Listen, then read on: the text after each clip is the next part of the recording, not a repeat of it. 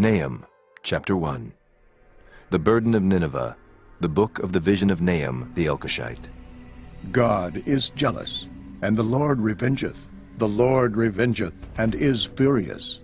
The Lord will take vengeance on his adversaries, and he reserveth wrath for his enemies.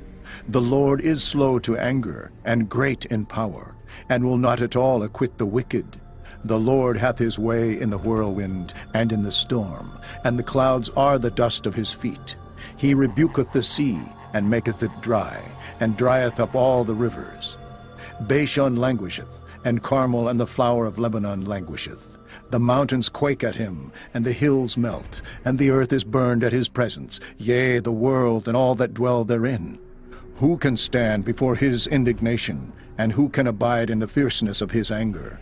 His fury is poured out like fire, and the rocks are thrown down by him. The Lord is good, a stronghold in the day of trouble, and he knoweth them that trust in him.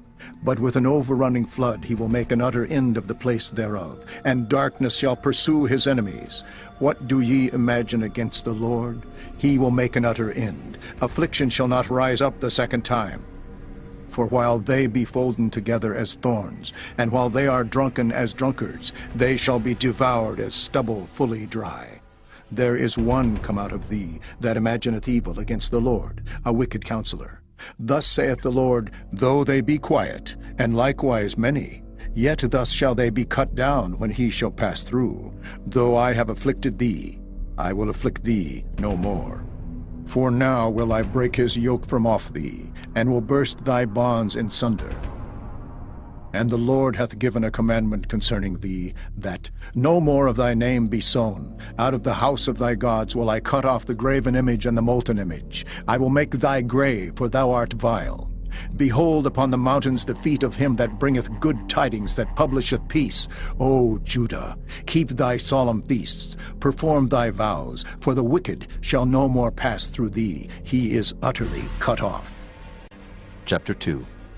He that dasheth in pieces is come up before thy face. Keep the munition, watch the way, make thy loins strong. Fortify thy power mightily, for the Lord hath turned away the excellency of Jacob as the excellency of Israel.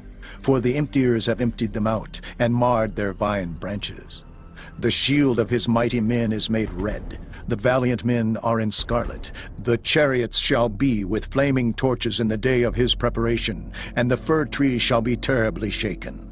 The chariots shall rage in the streets. They shall justle one against another in the broad ways. They shall seem like torches. They shall run like the lightnings. He shall recount his worthies. They shall stumble in their walk. They shall make haste to the wall thereof, and the defense shall be prepared.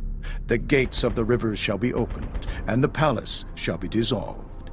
And Huzzab shall be led away captive. She shall be brought up, and her maid shall lead her as with the voice of doves, tabering upon their breasts.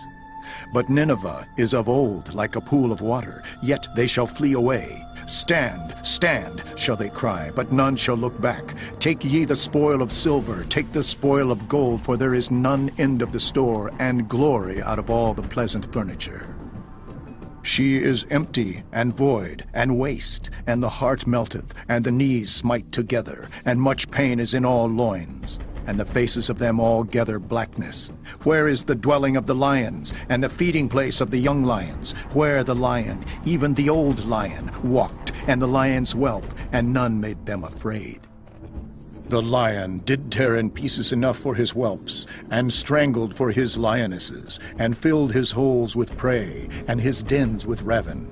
Behold, I am against thee, saith the Lord of hosts, and I will burn her chariots in the smoke, and the sword shall devour thy young lions, and I will cut off thy prey from the earth, and the voice of thy messengers shall no more be heard. Chapter 3. Woe to the bloody city! It is all full of lies and robbery. The prey departeth not, the noise of a whip, and the noise of the rattling of the wheels, and of the prancing horses, and of the jumping chariots. The horseman lifteth up both the bright sword and the glittering spear, and there is a multitude of slain, and a great number of carcasses, and there is none end of their corpses. They stumble upon their corpses. because of the multitude of the whoredoms of the well-favored harlot, the mistress of witchcrafts, that selleth nations through her whoredoms, and families through her witchcrafts. Behold, I am against thee, saith the Lord of hosts, and I will discover thy skirts upon thy face, and I will show the nations thy nakedness, and the kingdoms thy shame. And I will cast abominable filth upon thee, and make thee vile, and will set thee as a gazing stock. And it shall come to pass that all they that look upon thee shall flee from thee, and say, Nineveh is laid waste, who will bemoan her? Whence shall I seek comforters for thee? Art thou better than populous No, that was situate among the rivers, that had the waters round about it, whose rampart was the sea, and her wall was from the sea? Ethiopia and Egypt were her strength, and it was infinite. Put and Lubim were thy helpers. Yet was she carried away. She went into captivity. Her young children also were dashed in pieces at the top of all the streets, and they cast lots for her honorable men, and all her great men were bound in chains. Thou also shalt be drunken, thou shalt be hid, thou also shalt seek strength because of the enemy. All thy strongholds shall be like fig trees, with the first striped figs. If they be shaken, they shall even fall into the mouth of the eater. Behold, thy people in the midst of thee are women. The gates of thy land shall be set wide open unto thine enemies. The fire shall devour thy bars. Draw thee waters for the siege. Fortify thy strongholds. Go into clay, and tread the mortar. Make strong the brick kiln.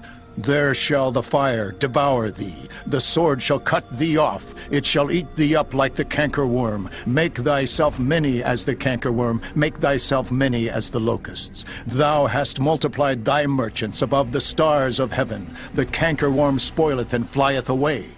Thy crowned are as the locusts, and thy captains as the great grasshoppers, which camp in the hedges in the cold day. But when the sun ariseth, they flee away, and their place is not known where they are.